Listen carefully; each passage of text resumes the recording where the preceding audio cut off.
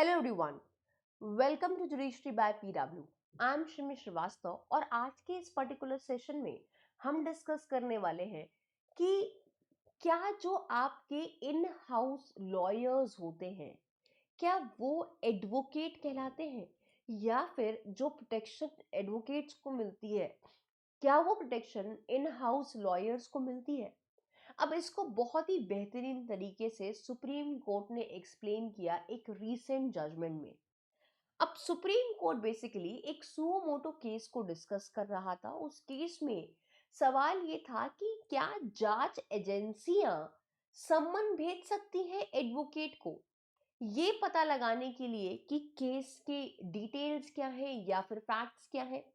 यानी कि क्या कोई भी जांच एजेंसी चाहे वो आपका सीबीआई हो या फिर ईडी हो क्या ये सम्मन भेज सकते हैं किसी वकील को और उससे पूछताछ कर सकते हैं कि तुमने क्या कानूनी सलाह दी है अपने क्लाइंट को। सो ये सवाल चल रहा था कोर्ट में। वहीं पे बात निकल कर आई थी सेक्शन 132 भारतीय साक्ष्य अधिनियम की, जो बात करता है एडवोकेट क्लाइंट प्रिविलेज के बारे में। जहां पे बताया गया कि भाई अगर कोई भी एडवोकेट कोई भी कानूनी सलाह देता है अपने क्लाइंट को तो उससे आपको जो भी सलाह दी है that is protected, that is a privilege communication between the advocate and the lawyer. आप उससे ये नहीं पूछ सकते कि भाई आपने क्या कानूनी सलाह दी या फिर आप उसको सम्मन भेज के पूछताछ नहीं कर सकते। ऐसा रिसेंटली अभी सुप्रीम कोर्ट ने कहा। अब जब ये केस चल रहा था तो इसी केस में निकल कर आया कि क्या जो आपके इन हाउस लॉयर्स होते हैं क्या वो एडवोकेट की श्रेणी में आते हैं, क्या उनको सेक्शन 132 भारतीय साक्ष्य अधिनियम का प्रिविलेज मिलेगा। Now this was the question before the honourable supreme court, जिसको सुप्रीम कोर्ट ने बहुत ही बेहतरीन तरीके से बताया। सो आज के इस पर्टिकुलर सेशन में हम डिस्कस करेंगे are in house lawyers advocates. So before I start with the class, अगर आप मुझसे कनेक्ट नहीं हुए हैं टेलीग्राम पे तो आप सर्च कर सकते हैं मेरा नाम श्रीमी श्रीवास्तव और आप मुझे रीच आउट कर सकते हैं टेलीग्राम पे। कोई भी डाउट है, कोई भी क्वेरी है in respect of course examination strategy तो आप मुझे रीच आउट कर सकते हैं टेलीग्राम पे स्कैन करके या फिर मेरा नाम सर्च करके। आपको मेरी क्लास की अपडेट, नोटिफिकेशन, कंटेंट ये सारी चीजें मिल जाएंगी इस टेलीग्राम चैनल पे। और अगर आप तैयारी कर रहे हैं किसी भी स्टेट जुडिशरी एग्जामिनेशन की तो वी हैव नीति फाउंडेशन बैच जहां पे कंप्रिहेंसिव तैयारी कराई जाती है। वी हैव अभियोजन 2.0 फाउंडेशन बैच जहां पे मल्टीपल स्टेट्स के एपीओ एग्जाम्स की तैयारी कराई जाती है। And then we have separate specific crash course for different different states, जैसे कि आपका एमपी एडीपीओ हो गया, प्रोसिक्यूटर यूपी एपीओ बैच हो गया, बिहार एपीओ बैच हो गया, and then we have a foundation batch जिसको हम अभियोजन कहते हैं। इन सारे बैचों की जानकारी आपको मिलेगी पीडब्ल्यू के ऐप में। So I would say you must go and check it out. Now Supreme Court ने रिसेंटली, ऐसा मैंने आपको बताया कि अपने जजमेंट में कहा, उन्होंने एक्सप्लेन किया कि भाई जो इन हाउस लॉयर्स होते हैं आपके उनको पूरी तनख्वाह मिलती है, वो फुल टाइम सैलरीड होते हैं, है ना। उनको एम्प्लॉयर से एक तरीके से वो एज एन एम्प्लॉय काम कर रहे हैं, उनको पूरी तनख्वाह मिल रही है। तो जस्ट बिकॉज वो फुल टाइम सैलरीड है उनके पास प्रोफेशनल इंडिपेंडेंस नहीं है। क्योंकि उनके पास प्रोफेशनल इंडिपेंडेंस नहीं है तो जो ये इन हाउस काउंसिल है ना, ये आपकी एडवोकेट की श्रेणी में नहीं आती। सुप्रीम कोर्ट ने एक्सप्लेन किया कि full time salaried in house counsel of corporate entity are not advocates, और क्योंकि वो एडवोकेट नहीं है तो उनको सेक्शन 132 भारतीय साक्ष्य अधिनियम का प्रोटेक्शन नहीं मिलेगा। नॉट ओनली दिस, यहाँ पे जो जजमेंट था ये महत्वपूर्ण इसलिए भी होता है कि यहाँ पे एक नई पावर दी एडवोकेट्स को, और ये कहा कि कोई भी जांच एजेंसी सम्मन नहीं भेज सकती। और ये जजमेंट इसलिए भी महत्वपूर्ण हो जाता है क्योंकि ये 3 जज बेंच है। अब इसमें बेसिकली ये कहा गया द फैक्ट कि उनका रेगुलर एम्प्लॉयमेंट है विद फुल सैलरी, क्योंकि वो रेगुलरली एम्प्लॉयड है, उनको पूरी तनख्वाह आती है, उनको एडवोकेट की डेफिनेशन में हम नहीं रख सकते। कोर्ट ने यहाँ पे बहुत ही वेल इन्फॉर्म्ड रीजन दिया। यहाँ पे उन्होंने कहा कि जो इन हाउस लॉयर्स होते हैं वो इकोनॉमिकली डिपेंडेंट होते हैं, या इकोनॉमिक डिपेंडेंस होती है उनकी, और उनके क्लोज टाइज होते हैं with the employer. That means just because उनकी तनख्वाह आ रही है, वो नौकरी कर रहे हैं उस कंपनी में, उस कॉर्पोरेट एंटिटी में वो नौकरी कर रहे हैं, तो समवेयर और द अदर उनके पास प्रोफेशनल इंडिपेंडेंस नहीं है। वो जो है उनके पास प्रोफेशनल इंडिपेंडेंस नहीं है। अगर हम उनको कंपेयर करें as an from an external lawyer, अगर हम एक कॉरपोरेट एंटिटी के वकील को, इन हाउस काउंसिल को अगर हम कंपेयर करते हैं एक वकील से, एडवोकेट से, तो फिर बहुत डिफरेंस है। वकील के पास पूरी प्रोफेशनल इंडिपेंडेंस होती है, क्योंकि वो किसी एम्प्लॉयर से जुड़ा हुआ नहीं है। लेकिन इन हाउस काउंसिल लॉयर्स जो होते हैं वो एम्प्लॉयर से क्लोजली कनेक्टेड है, उनके टाइज है एम्प्लॉयर के साथ। क्यों? फुल टाइम एम्प्लॉयड है, आई एम सॉरी, उनको सैलरी पूरी मिल रही है। तो इस वजह से, क्योंकि इकोनॉमिकल डिपेंडेंट है और प्रोफेशनल इंडिपेंडेंस नहीं है, इस वजह से उनको ये प्रिविलेज नहीं मिलेगा जो सेक्शन 132 भारतीय साक्ष्य अधिनियम का है। जैसा मैंने आपको बताया कि ये एक्सप्लेनेशन ऑनरेबल सुप्रीम कोर्ट ने एक केस में दिया, जहां पे जिस केस में वो सुओ मोटो मैटर डील कर रहे थे, और वो कंसर्न थे कि क्या इन्वेस्टिगेटिंग एजेंसीज के पास पावर है सम्मन करने की एडवोकेट को, जिसपे सुप्रीम कोर्ट ने कहा कि भैया नहीं है। सम्मन करके आप एडवोकेट को नहीं बुला सकते। अगर आप सम्मन करके किसी एडवोकेट को कोई भी जांच एजेंसीज बुला रही हैं, तो फिर उससे कहीं ना कहीं एडमिनिस्ट्रेशन ऑफ जस्टिस हैम्पर हो रहा है। कहीं ना कहीं आप ये कह सकते हो कि वकील तो फिर इस भय में ही रहेगा कि अरे मैंने सलाह दी अपने क्लाइंट को, अब कहीं मेरे ऊपर नोटिस ना आ जाए या मेरे ऊपर सम्मन ना आ जाए ईडी या सीबीआई की तरफ से। तो वो तो इस भय में ही रहेगा। अब क्योंकि अगर वो इस भय में रह के काम करता है, तो समवेयर और the other something is wrong, right? Administration of justice properly नहीं हो पाएगा। तो इस वजह से कह दिया कि भैया जांच एजेंसी सम्मन भेज के एडवोकेट को तो नहीं बुला सकती। अब यहाँ पे बेसिकली इसी सवाल का जब जवाब सुप्रीम कोर्ट दे रहा था, तो there was an intervention by general counsels. अब क्वेश्चन जो है आया इस इंटरवेंशन से, जहां पे एप्लीकेशन फाइल करी थी journal council association of India ने, और ये कहा था, उनका आर्ग्यूमेंट ये था कि भाई जो ये इन हाउस लॉयर्स हैं उनको हमें एडवोकेट ट्रीट करना चाहिए, और एडवोकेट ट्रीट करते हुए हमें उन्हें इस प्रिविलेज में कवर करना चाहिए। ऐसा कंटेंशन था बेसिकली इस एसोसिएशन का।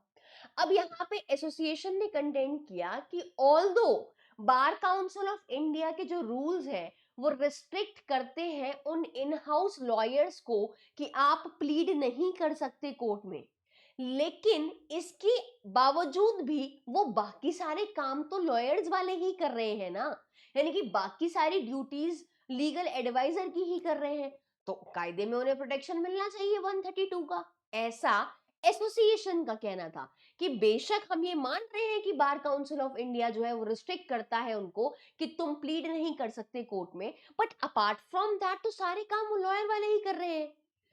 अब इस चीज पे जब कोर्ट ने पहली बार सुना, तो कोर्ट ने कहा ये तो बात तो है, मतलब कुछ तो दम है। लेकिन बाकी सारी कंटेंशंस को सुनते हुए और जो रूल्स है, जो प्रिवेलिंग रूल्स है, उनको कंसिडर करने के बाद कोर्ट ने इस कंटेंशन को रिजेक्ट कर दिया। कोर्ट ने यहाँ पे एक्सप्लेन किया, ऑनरेबल सुप्रीम कोर्ट ने रिजेक्ट करते हुए एसोसिएशन की कंटेंशन को, और डिटेल्ड एक्सप्लेनेशन भी प्रोवाइड किया कि क्यों इन हाउस लॉ जो काउंसिल्स हैं या लॉयर्स हैं वो आपके एडवोकेट की डेफिनेशन में फॉल नहीं करते, और क्यों उनको प्रिविलेज नहीं मिलेगा सेक्शन 132 भारतीय साक्ष्य अधिनियम का। यहाँ पे सुप्रीम कोर्ट का कहना था कि यार अगर आप पोजीशन को देखोगे ना, तो फंडामेंटल डिफरेंट पोजीशन है एडवोकेट से। और जो बेसिक बात पकड़ी, वो पकड़ी प्रोफेशनल इंडिपेंडेंस की। यहां पे सबसे पहले तो हमने बात करी डेफिनेशन की। तो पहले जो आपका इंडियन एविडेंस एक्ट का सेक्शन 126 था, उसमें सारे वर्ड्स यूज किए थे, एडवोकेट, अटॉर्नी, बैरिस्टर, सारे वर्ड्स यूज किए थे। बट अब एडवोकेट शब्द ही सिर्फ यूज किया गया है सेक्शन 132 के प्रिविलेज में। अपार्ट फ्रॉम दैट, कोर्ट ने यहां पे एक्सप्लेन किया कि जो एडवोकेट डिफाइंड है एडवोकेट्स एक्ट 1961 में, उस एक्ट की डेफिनेशन 2A के हिसाब से एडवोकेट वन है, जिस एडवोकेट वो व्यक्ति है जिसका नाम रोल पे है। और सेक्शन 29 उस एक्ट का ये स्टेट करता है कि advocate are only one class of person जो इंटाइटल्ड है प्रैक्टिस करने के लिए लॉ। तो अगर आप कहीं पे नौकरी कर रहे हैं तो फिर आप प्रैक्टिस नहीं कर सकते कोर्ट में एक तरीके से, right? If you are full time employed और you are a salaried person, तो फिर यू कैन नॉट प्रैक्टिस।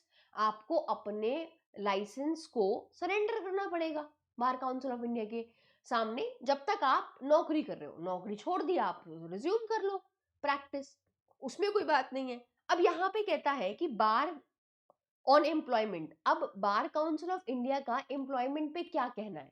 तो बार काउंसिल ऑफ इंडिया का रूल 49 क्या कहता है? कोर्ट ने यहाँ पे इस चीज पे एम्फसाइज किया कि राइट है प्रैक्टिस करने का, और ये राइट प्रैक्टिस करने का ये रेगुलेटेड है आपका बार काउंसिल ऑफ इंडिया के रूल्स के हिसाब से। तो रूल नंबर 49 क्या कहता है? रूल नंबर 49 मैंडेट कर रहा है कि भाई प्रैक्टिस करनी है तो पहली बात तो आपका नाम होना चाहिए रोल पे ऑफ द बार काउंसिल, ठीक है, who takes up regular employment. तो जैसे ही आपका नाम रोल पे आता है तो आपका रेगुलर एम्प्लॉयमेंट का केस खत्म हो जाता है, as full time salaried employment जो है वो खत्म हो जाती है, ठीक है। अगर आप रेगुलर एम्प्लॉयमेंट में हो या फिर फुल टाइम सैलरीड हो, तो आपको इन्फॉर्म करना पड़ेगा काउंसिल को, बार काउंसिल को, and shall thereupon cease to practice as an advocate so long as he continues the employment. तो बार काउंसिल को आप जैसे ही इन्फॉर्म करोगे वैसे ही वो आपके लाइसेंस को, और आप कह सकते हो एक तरीके से प्रैक्टिस को सीज कर देगा। जब तक आप एम्प्लॉयमेंट में, तब तक आप प्रैक्टिस नहीं कर सकते, जब तक आप फुल टाइम सैलरीड हो। तो यहाँ पे खुद के कॉन्स्टिट्यूशनल बेंच के डिसीजन को रेफर करते हुए ऑनरेबल सुप्रीम कोर्ट ने कहा कि एज ऑफ नाउ जो एम्प्लॉय है वो आपके इनरोल नहीं हो सकते किसी भी स्टेट काउंसिल में, स्टेट बार काउंसिल में, without giving up his employment. तो जब तक आप अपनी नौकरी नहीं छोड़ रहे हो तब तक आपका जो है बार काउंसिल में रजिस्ट्रेशन नहीं होगा, राइट? नाउ दूसरा रीजन यहाँ पे दिया, that is lack of independence, professional independence. The court's explanation centred on the concept of independence. अगर एक्सटर्नल वकील से हम जो है कंपेयर करेंगे तो समवेयर और दी अदर आप यहाँ पर आपको देखने को मिलेगा कि जो इन हाउस काउंसिल्स हैं या फिर जो इन हाउस लॉयर्स हैं, वो तो एक तरीके से अपने एम्प्लॉय के अंदर आ रहे हैं, उनके एम्प्लॉयर के साथ टाइज हैं, why? Because they are getting salary. तो वो तो एक एम्प्लॉयर और एम्प्लॉय के रिलेशनशिप में है, तो उनके पास तो प्रोफेशनल इंडिपेंडेंस है ही नहीं ना। कंपनी जैसा राय देने को कहेगी क्लाइंट को, वैसी ही राय दी जाएगी। लेकिन एडवोकेट के पास पूरी प्रोफेशनल इंडिपेंडेंस है। एडवोकेट पे कोई भी ऐसा रोक नहीं है कि उसको वो किसी अंडर काम नहीं कर रहा ना, वो प्रोफेशनली इंडिपेंडेंट है। तो यहाँ पे इसी चीज को रीजन करते हुए केस भी रेफर किया यूरोपियन कोर्ट ऑफ जस्टिस का, जहां पे सुप्रीम कोर्ट ने बेसिकली दो क्यूमुलेटिव कंडीशंस को कंसीडर किया।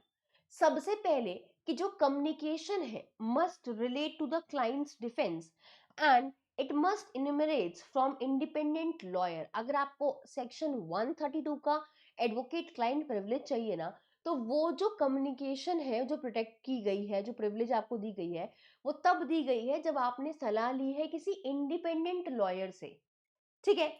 Lawyers who are not bound to the client by the relationship of employment. ऐसा वकील जो अपने एम्प्लॉयमेंट की वजह से बाध्य नहीं है क्लाइंट के लिए, क्लाइंट के प्रति, उस वाले लॉयर से आपने सलाह नहीं ली है। अगर आपने उसको छोड़ के किसी और कानूनी आपने किसी और एडवोकेट से कानूनी सलाह ली है तो उसको प्रिविलेज मिलेगा, उस कम्युनिकेशन को हम प्रोटेक्ट करेंगे।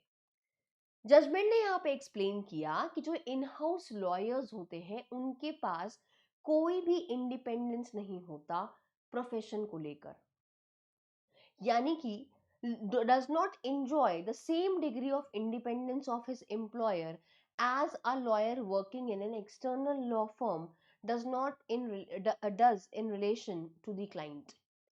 कोर्ट ने यहाँ पे स्टेट किया कि जो इन हाउस लॉयर्स होते हैं वो इकोनॉमिकली डिपेंडेंट होते हैं, क्योंकि इकोनॉमिक डिपेंडेंस है और उनका क्योंकि क्लोज टाई है एम्प्लॉयर के साथ, इसका मतलब ये है कि वो कहीं ना कहीं प्रोफेशनल इंडिपेंडेंस में तो नहीं है, वो प्रोफेशनली डिपेंडेंट है अगर आप उसको कंपेयर करोगे एक आम वकील से।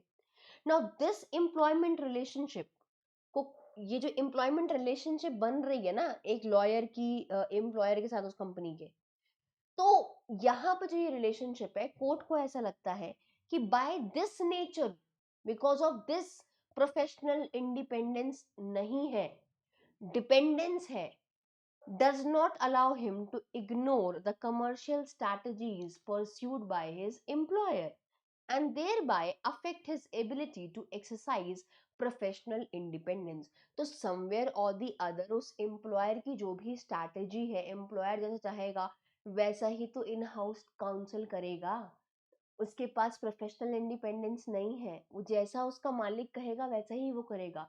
वाई? बिकॉज यहाँ पे एक एम्प्लॉयर और एम्प्लॉय की रिलेशनशिप एग्जिस्ट करती है। तो फाइनल डिसीजन यहाँ पे निकल कर आया इस पूरे एक्सप्लेनेशन के आधार पे, सुप्रीम कोर्ट का जजमेंट फाइनल और बाइंडिंग है इस डायरेक्शन को लेकर कि जो आपके इन हाउस लॉयर्स हैं या इन हाउस काउंसिल है उनको सेक्शन 132 भारतीय साक्ष्य अधिनियम का प्रिविलेज नहीं मिलेगा। Why? Because they are not advocates practising in court as such. ठीक है, तो एज पर योर भारतीय साक्ष्य अधिनियम प्रिविलेज उसे मिलेगा जो एडवोकेट है। एडवोकेट कौन है? जो कोर्ट में प्रैक्टिस कर रहा है, जिसके पास प्रोफेशनल इंडिपेंडेंस है। तो यहाँ पे इन हाउस काउंसिल वो श्रेणी में नहीं आते हैं एंड दस उनको प्रिविलेज नहीं मिलेगा। Court did not provide a separate protection, कोई सेपरेट प्रोटेक्शन नहीं दिया, लेकिन यहाँ पे डायरेक्शन दिया है कि जो सेक्शन 134 का जो है प्रोटेक्शन है वो आपके इन हाउस काउंसिल्स को मिलेगा, इन हाउस काउंसिल जो इन हाउस लॉयर है उनको मिलेगा। यहाँ पे कहता है कि जो इन हाउस काउंसिल्स हैं वो इंटाइटल्ड है प्रोटेक्शन के लिए अंडर 134, जो बात करता है सेक्शन 134 बेसिकली प्रोटेक्ट करता है जो कम्युनिकेशन हुई है, client's confidential communication with his legal adviser. तो लीगल एडवाइजर के साथ क्लाइंट की जो भी कॉन्फिडेंशियल कम्युनिकेशन हुई है उसको सेक्शन 134 प्रोटेक्ट करता है, उसमें आपके ये इन हाउस काउंसिल्स आएंगे। राइट? तो कोर्ट ने यहाँ पे एक्सप्लेन किया कि दिस मीन्स दैट जो कम्युनिकेशन हो रही है एम्प्लॉयर और इन हाउस काउंसिल के बीच में वो प्रिविलेज नहीं है, लेकिन जो कम्युनिकेशन हो रही है इन हाउस काउंसिल के बीच में एम्प्लॉयर के बिहाफ में to the external legal adviser, that would be protected. 132 का प्रोटेक्शन नहीं मिलेगा लेकिन 134 का प्रोटेक्शन मिलेगा। Right? So this was the case, I hope you have understood it well. और अगर आप मुझसे कनेक्ट नहीं हुए हैं टेलीग्राम पे तो what are you waiting for, जल्दी से जाके मेरा नाम सर्च करें और आप मुझसे कनेक्ट कर सकते हैं टेलीग्राम पे। कोई भी डाउट है, मेरी क्लास की अपडेट, नोटिफिकेशन, कंटेंट, आपको ये सारी चीज़ें मिलेंगी इस टेलीग्राम चैनल पे। और अगर आप किसी भी स्टेट जुडिशरी एग्जामिनेशन की तैयारी कर रहे हैं, वेरियस स्टेट्स की एपीओ की तैयारी कर रहे हैं, तो आप चेकआउट कर सकते हैं PW app for further information. And for more legal updates, stay tuned to Judiciary by PW. Thank you.